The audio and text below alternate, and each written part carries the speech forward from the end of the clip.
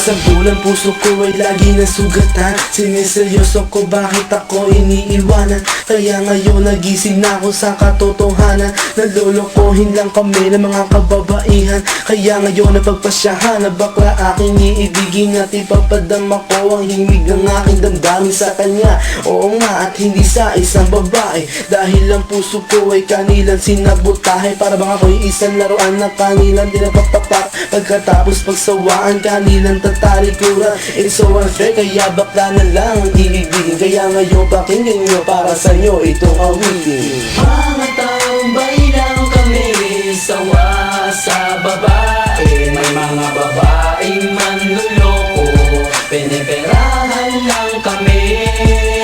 Kaya ngayon bakla na lang ang aming iibigin. Masarap magmahal ang bakla, okay sarap. Hilang ng isang babae ang dahilan kung bakit nagmahal ako ng tulad niya kahit siya ay pangit at di niya pinagkait at sa akin hindi lumapit. Kaya hanggang ngayon virgin pa ang aking pit at alam ko namang wala akong kahati. Di ko siya mabubuntis pagkat pareho kami ng are. Grabe, buong buhay niya ay sa akin binigay. Lahat-lahat kanyang inalay, basta wag akong mawalay. Di na kita iiwan kahit na ikay bakla, basta't tiwala mo sa akin. Sinkinang ng tala at totoo, relasyon natin ay parang ginto. Mahal kita, wag lang sana ako magkatulo.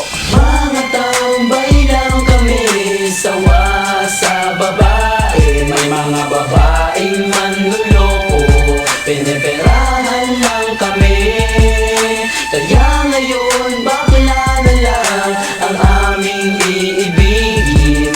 Masarap magmahal ang bakla, okay sarap. Nasulat ko ang kantang ko dahil sa galit, pagkat sa tuwing nagmamahal puso ko'y napupunit. Ginawa ko naman ang lahat sa kanya lang